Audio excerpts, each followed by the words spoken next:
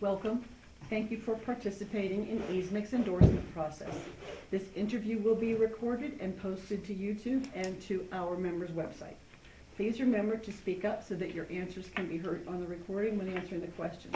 For the purposes of this interview, educators refers to all school employees.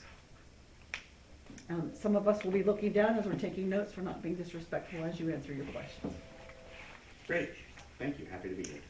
I am Mary Ann Tomastik. I'm a career advisor at the Chesapeake Charter School, Forest Technology Center, and our virtual academy. Jennifer Knight, kindergarten paraeducator at George Washington Carver Elementary. I'm Elaine Deems. I'm a special education paraeducator at Leonardtown Middle School. Alexis Burnham, community school coordinator at Spring Ridge Middle School. Katrina Mills, building service manager at Spring Ridge Middle School. What are your priorities for the state budget, and what, if any, tax changes would you support?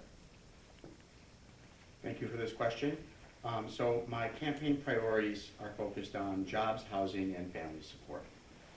What that means for the state budget is I would like to see a few changes to how we let taxes. I feel like our tax system is not very progressive.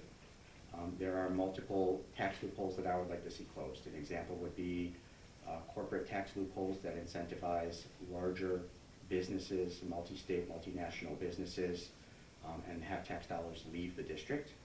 I would like to see that tax loophole be closed in the interest of possibly lowering the corporate tax rate for small businesses that reside within Maryland. There's an opportunity there to both advantage small businesses inside of Maryland and raise revenue that could then be redirected to some of my other priorities, such as universal school lunches. Additionally, I feel like it is not unfair to say that those with more means should be paying a little more than those with lesser means. And another tax loophole that I would like to see closed is the inherited wealth tax on inherited properties. Right now, I believe that that tax is based on the purchase price of the home. So when you see homes that have greatly appreciated in value transferred, especially very, very high value homes, you're not seeing us collect taxes on the market value of that home. This is a generational problem.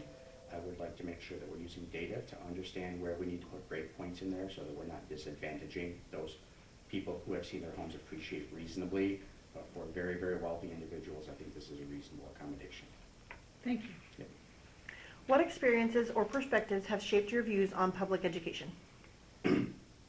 So when I was very young, my father was air traffic controller.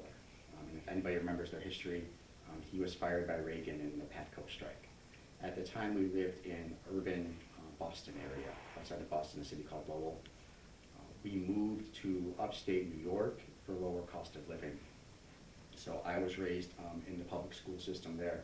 We were fortunate to find ourselves in a district with a very, very excellent, well-funded, and well-supported public school. I would not be where I am today, I'll be frank, if we had not made that move and I had not had the support of the public school system that I found in upstate New York, which was a rural region very similar to southern Maryland. Additionally, my son is 9, and when he came up through pre-K, he was going to Star Maker at the time. He really struggled because he has ADHD, he has multiple sensory deprivation issues, oral, video, audio processing issues.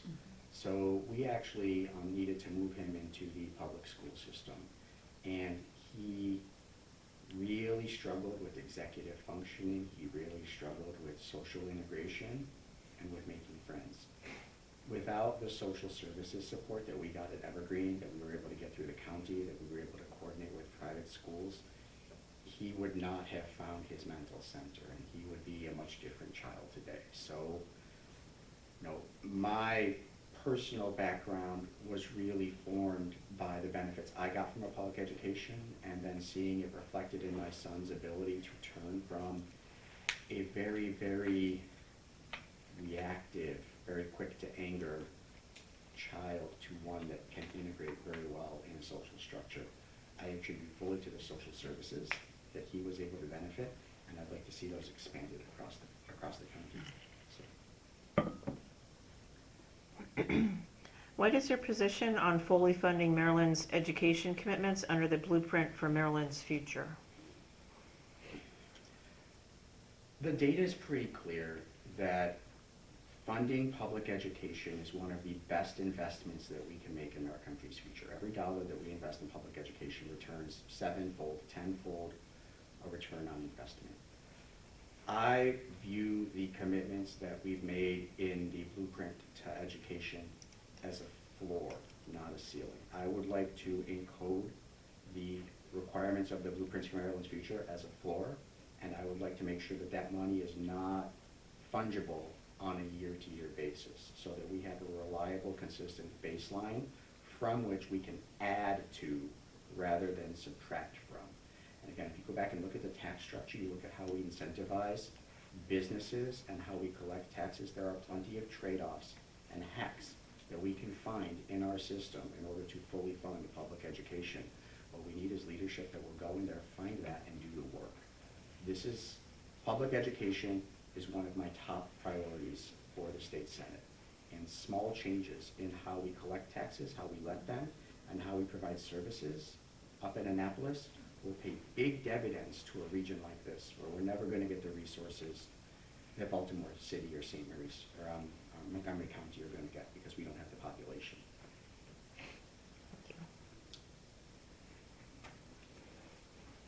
Thank you. Sorry. No, please. If the state faces budget shortfalls, how would you prioritize funding for public education compared to other areas?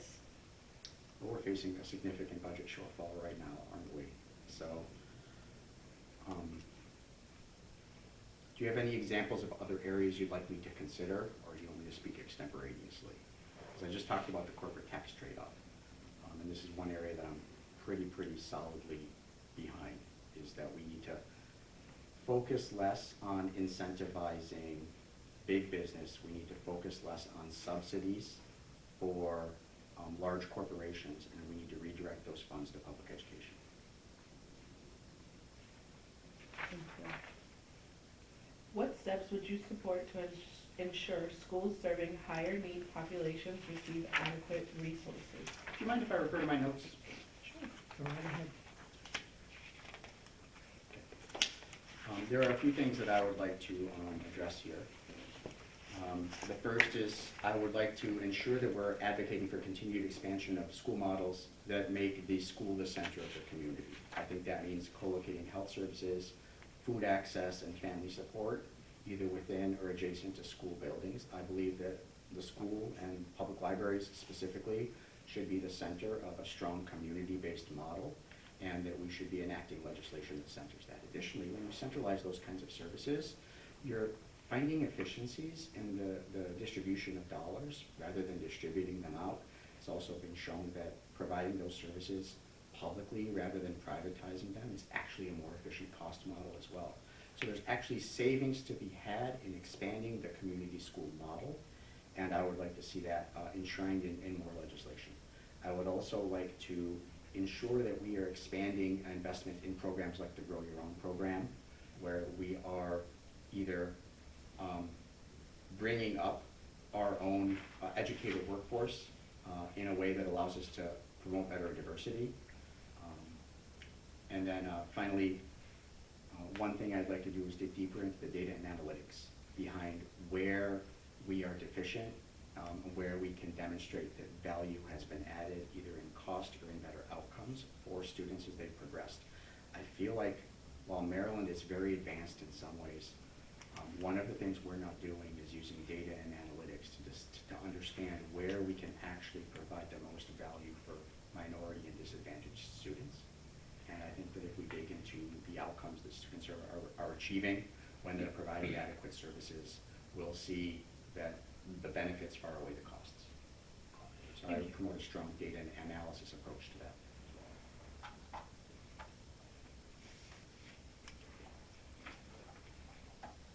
Sorry, Oh, no, lost please. track of where we were. How should the state address the growing behavioral and mental health needs among students?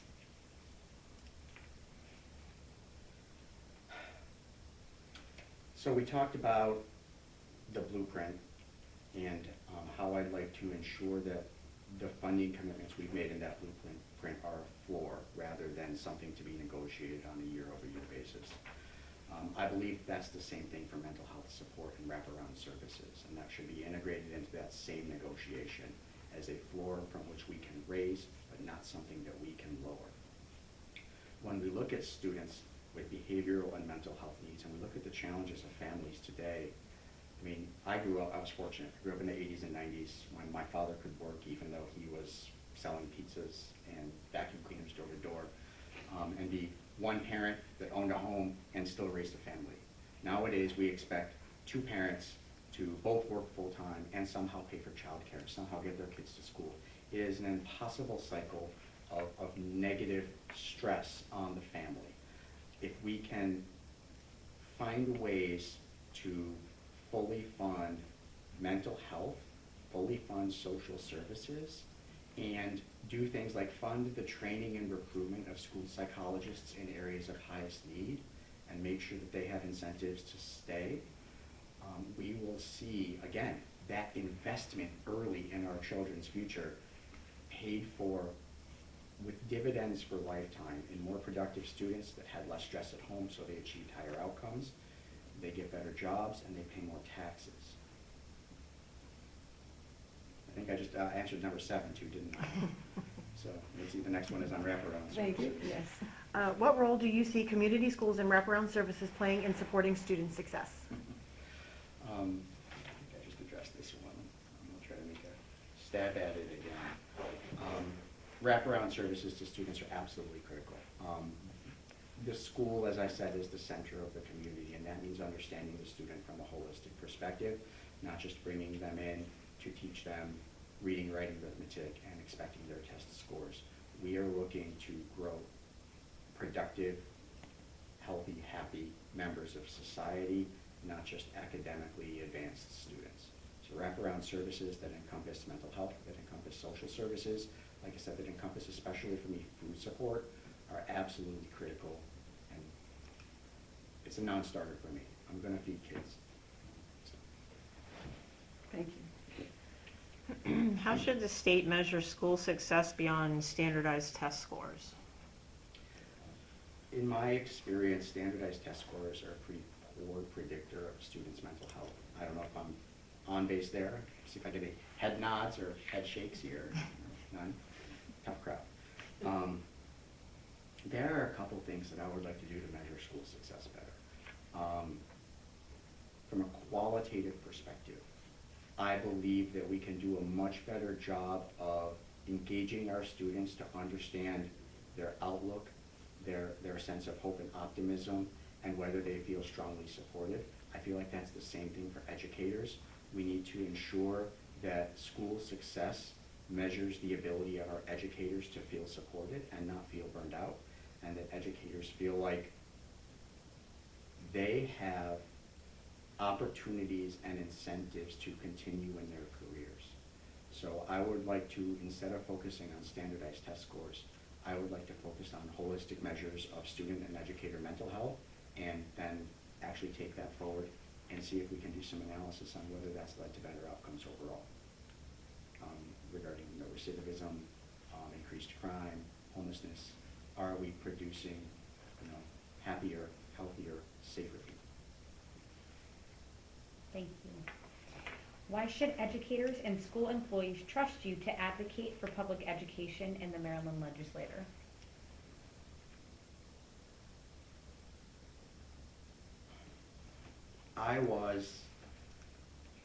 I'm glad you didn't give me these questions beforehand, because I get to really just jump at them. I was an angry child. I was in trouble with the cops when I was as young as 4. I was on free lunch, which is extremely embarrassing. If you've ever been on free lunch, I know that happens to students. I was embarrassed to be the one that had to sign my name on the little form at the end of the lunch line and hold everybody up rather than give them $1 back when school lunches were only $1. That really stuck with me. And no child should feel embarrassed to eat at school no child should feel ostracized because of their situation at home. And, you know, in the experiences I've had with my son, no child should feel that they are not being supported by their community and by their leaders. You know, last year, if you're not familiar with my background, you know, I was a senior executive at Social Security. It was literally my dream job. I'm a big geek. And I had to leave that career because I found out that Doge was putting all of our public data at risk, our personal information. So I've literally burned down a 30-year career to do what was right for people rather than what was personally beneficial to myself. I'm committed to taking that forward to protecting children, making sure that they are fed, making sure they are valued, and making sure that everybody feels comfortable in their school environment. Thank you. Many school systems struggle to recruit and retain education support professionals due to low wages and limited benefits. In addition to the ESP Bill of Rights, what policies would you support to address this issue? All right, let me think of a few. The first one I'd like to talk about is actually teacher flexibility. I intend, as your state senator, to work closely with the educator population, the educator community, to make sure that we are enacting legislation that gives teachers the ability in classrooms to the maximum extent that I can as a single state senator to meet students where they are when it comes to education. I feel like teachers in the classroom are the ones best knowledgeable and best informed on what their student needs. While the state may dictate the what a student needs to do to be successful, the teacher should dictate the how. I feel like just giving teachers in the classrooms additional flexibility in and of itself will be a powerful motivator for teachers to continue in their careers and for as a tool for incentivizing other educators to come in and work in Maryland. From a practical perspective, I would like to see us provide stronger defined benefit plans for teachers. I would like to see us provide them with earlier investment opportunities so that in the early parts of their career where burnout is a real possibility and they haven't been at the school system for very long, there are additional incentives to stick through because they are seeing benefits in, say, the 3-year, 5-year, and 10-year mark to staying in their careers. And I also am 100% pro-union. I strongly support the establishment of a teachers' union. I strongly support the right to strike. I actually believe, like I said, my father was a member of PATCO who was fired by Reagan. I believe that unions are one of the best extensions of capitalism that we have. There is no better extension of capitalism than allowing workers to use what the tools they have at hand to maximize their own benefit.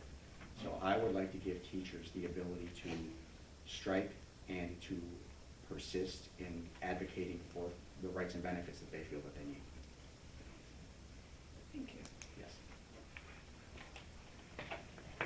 That's not- Thank you for joining us today. We appreciate your time. Did you have any questions for us? No. Is there anything that you would like me to expand upon or any, oh, by the ways? I'm happy to go off the cuff if anybody has anything else they'd like to learn about. And if not, thank you for your time.